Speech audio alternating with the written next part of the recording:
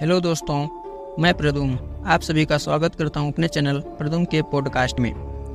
दोस्तों, आप सब अपने जीवन में बहुत सारी कहानियां सुनी होंगी, मगर मैं आज आप सबके बीच एक ऐसी हॉरर स्टोरी, एक ऐसी भूतिया कहानी लेकर आया हूं जिसे सुनने के बाद आप सबके पैरों तले ज़मीन खिसक जाएगी। और अगर आप यह कहानी पूरा सुनते हैं तो मुझे विश्वास है कि आपको बहुत पसंद आएगी। तो चलिए बिना देरी के शुरू करते हैं आज की यह हॉरर स्टोरीज। तो दोस्तों, यह कहानी एक छोटे से गांव की है जिसका नाम हरिपुर एक शांत और सुंदर गांव था, जहां के लोग खेती बाड़ी कर अपना जीवन यापन करते थे। गांव के बीचों बीच एक पुराना बड़ा पेड़ था जिसे लोग भूत का पेड़ कह के पुकारते थे। इस पेड़ के बारे में कई कहानियां प्रचलित थी और लोग कहते थे कि रात को इस पेड़ के पास से गुजरना मौत को न्योता देने के जैसा है। गांव के बुजुर्ग बताते थे कि कई साल पहले गांव में एक तांत्रिक आया था। उसने गांव के लोगों को अपने वश में करने की कोशिश की, लेकिन जब गांव वालों ने इसका विरोध किया तो उसने अपने काले जादू का इस्तेमाल करके इस बड़े पेड़ को श्रापित कर दिया। उसके बाद से रात को इस पेड़ के आसपास अजीबोगरीब घटनाएं होने लगी। लोगों ने पेड़ के पास से चीखने चिल्लाने की आवाज़ें सुनी। कई लोग अचानक गायब हो गए। यह कहानी शुरू होती है राजू और उसके दोस्तों के साथ। राजू एक निडर और जिज्ञासु लड़का था।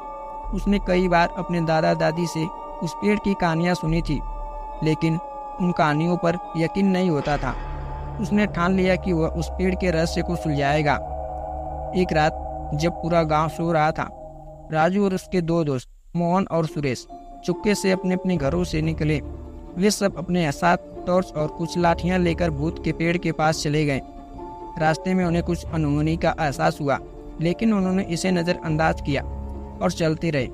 जैसे ही वे पेड़ के पास पहुंचे, अचानक हवा का झोंका आया और पेड़ की शाखाएं जोर जोर से हिलने लगी। सभी दोस्त थोड़ा डर गए, लेकिन राजू ने हिम्मत दिखाते हुए कहा, डरने की कोई बात नहीं, ये सब बस हवा का असर है।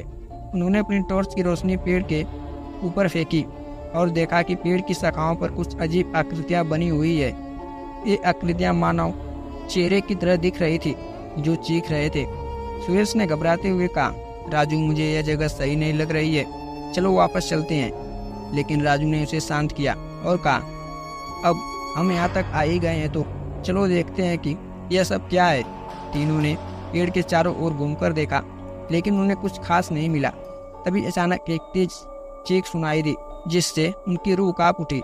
राजू ने अपनी टॉर्च की रोशनी उस दिशा में फेंकी जहाँ से आवाज़ आई थी। उन्होंने देखा कि पेड़ के तने में एक दरवाज़ा जैसा कुछ है। राजू ने आगे बढ़कर दरवाजा को धक्का दिया। दरवाज़ा खुल गया। अंदर एक संकरी सीढ़ी थी जो नीचे किसी अंधेरी सुरंग की ओर जा रही थी। तीनों दोस्त थोड़े हिचकिचाए, लेकिन फिर उन्होंने हिम्मत जुटाई और नीचे उतरने लगे। सीढ़ियाँ काफ़ी पुरानी और जर्जर थी। नीचे एक बड़ा सा कमरा था जो तांत्रिक के गुप्त ठिकाने जैसा लग रहा था। कमरे के बीचों बीच एक बड़ा तांत्रिक चक्र बना हुआ था और चारों ओर दीवारों पर अजीब चित्र बने हुए थे। कमरे में एक पुरानी किताब थी जिसमें काले जादू के मंत्र लिखे हुए थे। राजू ने किताब को उठाकर देखा और उसने पन्ने पलटने लगा। तभी अचानक कमरे में चारों ओर धुंधला छा गया और एक डरावनी आवाज़ गूंजने लगी। आवाज़ कह रही थी, तुम्हें यहाँ नहीं आना चाहिए था, यह स्थान श्रापित है, चले जाओ वरना तुम्हारा अंजाम भी वही होगा जो दूसरों का हुआ। तीनों दोस्त डर के कांपने लगे, लेकिन राजू ने हिम्मत नहीं हारी। उसने किताब को अच्छे से देखा और उसमें एक मंत्र था जो जोर से पढ़ना शुरू किया। जैसे ही उसने मंत्र को पूरा किया, कमरे में एक जोरदार धमाका हुआ और तांत्रिक का भूत प्रकट हो गया। वह बेहद डरावना और गुस्से से लाल था। उसने कहा, तुम्हें इस जगह की सच्चाई जानने का खामियाजा भुगतना पड़ेगा। अब तुम्हारी आत्माएं भी इस पेड़ में कैद हो जाएंगी। राजू ने अपने दोस्तों को पीछे हटने का इशारा किया और खुद तांत्रिक का सामना करने के लिए आगे बढ़ा। उसने किताब में लिखे दूसरे मंत्र को पढ़ना शुरू किया, लेकिन तांत्रिक ने उस पर हमला कर दिया। राजू जमीन पर गिर पड़ा और उसकी टॉर्च छींटकर दूर चली गई। कमरे में अंधेरा छा गया। तभी मोहन ने हिम्मत जुटाई और टॉर्च उठाकर तांत्रिक के चेहरे पर रोशनी डाली। तांत्रिक की आंखें जलने लगी और उसने जोर से चिल्लाया। सुरेश ने मौका देखकर राजू को उठाया और तीनों जल्दी से बाहर की ओर भागे। वे सीढ़ियों पर चढ़कर बाहर निकले और दरवाजे को जोर से बंद कर दिया। जैसे ही दरवाजा बंद हुआ, एक भयंकर धमाका हुआ और पेड़ की शाखाएं टूटकर गिरने लगी। तीनों दोस्त दौड़ते हुए गांव की ओर भागे और वहां पहुंचकर सबको इस घटना के बारे में बताया। गांव के बुजुर्ग ने मिलकर उस पेड़ को जला दिया और उस तांत्रिक की आत्मा को हमेशा के लिए मुक्त कर दिया। उस रात के बाद हरिपुर गांव में फिर कभी किसी ने भूत का सामना नहीं किया। राजू और उसके दोस्तों की बहादुरी की कहानी गांव में हमेशा के लिए अमर हो गई और उस पेड़ की जगह पर एक सुंदर सा मंदिर बनवा दिया गया जहां लोग शांति और सुकून के लिए आते हैं। तो दोस्तों, कि आपके गांव में, कि आपके शहर में कुछ ऐसी रहस्यमय घटनाएं घटी है, अगर आपके साथ कुछ ऐसा हादसा हुआ है तो आप हमसे अपनी कहानी शेयर कर सकते हैं। तो चलिए मिलते हैं एक ऐसी कहानी के साथ नेक्स्ट वीडियो में।